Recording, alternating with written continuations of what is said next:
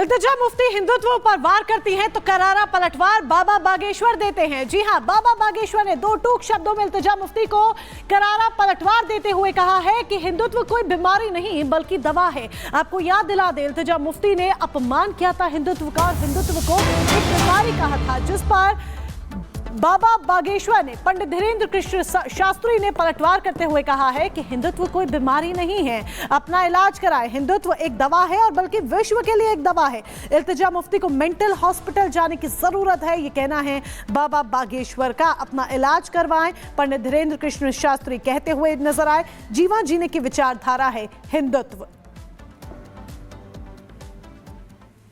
ये मूर्ख है। हिंदुत्व बीमारी नहीं है अपितु विश्व के लिए दवा है। हिंदुत्व की जीवन शैली है, हिंदुत्व की जीवन जीने की विचारधारा है। हिंदुत्व इस संसार में एकता के लिए सबसे अति आवश्यक है। ये अपनी मानसिकता का इलाज करवाएं। इनको मेंटल हॉस्पिटल में जाने की आवश्यकता है, इनको अपने दिमाग के इलाज की आवश्यकता है। हिंदुत्व एक दवा है इस देश के लिए भी और पूरी दुनिया के लिए। हिंदुत्व वो है जो वसुदेव कुटुंबकम की चर्चा करता है। हिंदुत्व वो है जो सब में राम देखता है। हिंदुत्व वो है जो नर में नारायण देखता है। हिंदुत्व वो है जो बेटी में गौरी देखता है। और ये वो लोग हैं जो कन्या में जो अपने चाचा और अब्बू से भी शादी कर लेते हैं। ये जो इल्तिजामा जो भी हो, इनको शर्म नहीं आती अपने मन से और बाहियात है। इनको अपने मानसिक स्थिति की जो है चेकअप करवाना चाहिए, डॉक्टर के पास जाना चाहिए, तभी इन्हें समझ में आएगा। और हिंदुओं से कहना है कि इन्होंने कहा है कि हिंदुओं की दवा होनी चाहिए, तो आप लोग ही जरा इसकी लिए आगे आकर के इस बात को पुरजोर तरीके से उठाओ ताकि इन्हें पता लगे कि हिंदुत्व बीमारी है या दवा है। तो देखिए किस तरीके से यहाँ पर बयानबाजी का दौर जो है वो शुरू हो चुका है। इल्तिजा मुफ्ती ने जिस तरीके से हिंदुत्व पर यहाँ पर जिस तरीके से टिप्पणी की, उसका करारा पलटवार यहाँ पर बाबा बागेश्वर देते हुए नजर आए। हिंदुत्व का क्या अपमान यहाँ पर किया गया है ये हम सभी ने देखा, जिसमें उन्होंने कहा है कि हिंदुत्व एक बीमारी है, इसने भगवान का नाम कलंकित किया है। तो साफ तौर पर देखिए किस तरीके से यहाँ पर यह बयान दिया गया इल्तिजा मुफ्ती की तरफ से और लगातार इसको लेकर के अब पलटवार देखिए जारी किए जा रहे हैं। देखिए लगातार आपको बता रहे हैं कि जो ये बयान है, जम्मू कश्मीर की पूर्व मुख्यमंत्री महबूबा मुफ्ती की बेटी इल्तिजा ने कहा है कि हिंदुत्व की बीमारी है जिसने लाखों भारतीयों को बीमार किया है और इसका पलटवार अब बाबा बागेश्वर ने दिया है।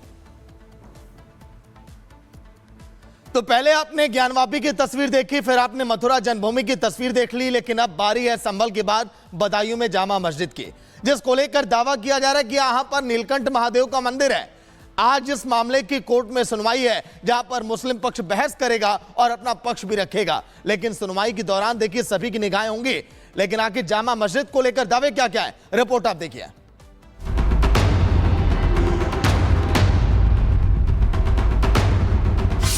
बदायूं में मस्जिद मंदिर पर घमासान,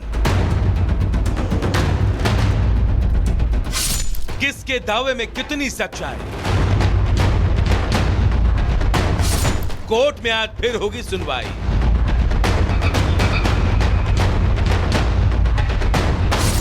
जामा मस्जिद या नीलकंठ महादेव मंदिर।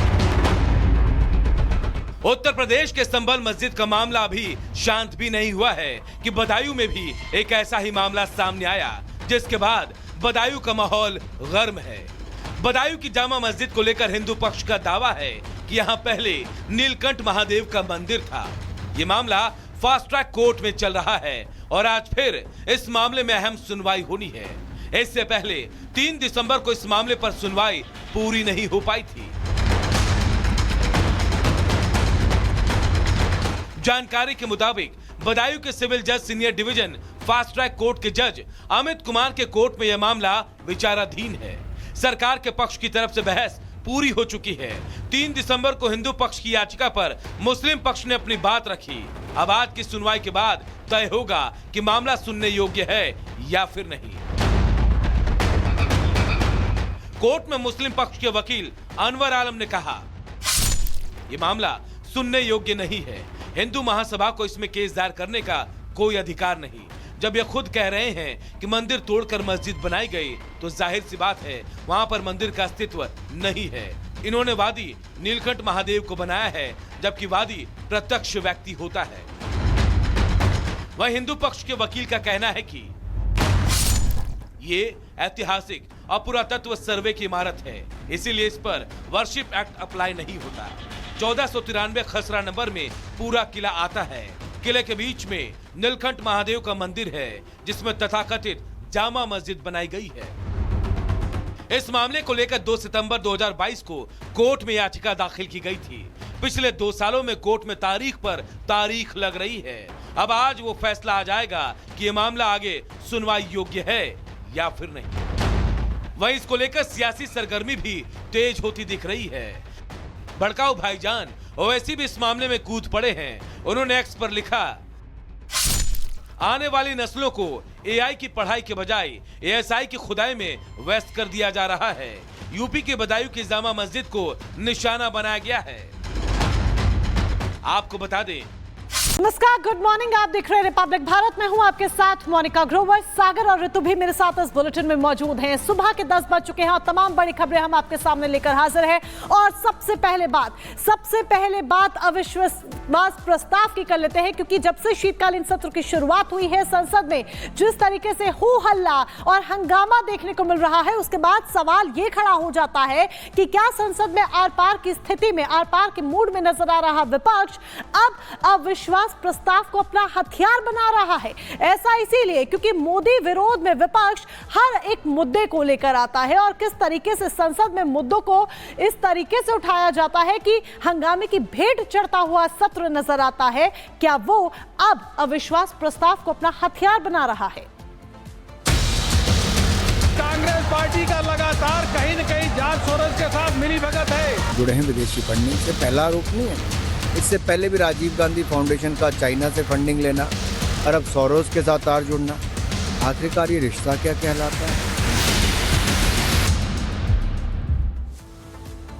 तो देखिए, मोदी विरोध में अविश्वास, ये बड़ा सवाल। इस बीच एक बड़ी खबर सामने आ रही है। राज्यसभा सभापति के खिलाफ अविश्वास प्रस्ताव की तैयारी है। राज्यसभा सभापति के खिलाफ एकजुट पूरा विपक्ष है और कांग्रेस का ये दावा है कि यहाँ पर देखिए सीधे 70 जो सांसद है वो इस अविश्वास प्रस्ताव के साथ है। तो देखिए, बड़ी खबर आपको बता रहे हैं, राज्यसभा सभापति के खिलाफ एकजुट पूरा विपक्ष हुआ है। कांग्रेस का दावा, अविश्वास प्रस्ताव पर विपक्ष के 70 सांसद तैयार है और राज्यसभा सचिवालय को अविश्वास प्रस्ताव सौंपने की तैयारी में अब विपक्ष नजर आ रहा है। तो देखिए, जिस तरीके से जो पेंच यहाँ पर नजर आ रहा है, ये लगातार सवालों की घेरे में। अविश्वास प्रस्ताव की तैयारी आखिर विपक्ष की है कैसी? गणेश हमारे साथ बने हुए हैं पूरी जानकारी के साथ। गणेश, फिलहाल ताजा अपडेट, क्योंकि संख्या बल के बावजूद देखिए विपक्ष के हौसले इस समय बुलंद है अविश्वास प्रस्ताव को लेकर।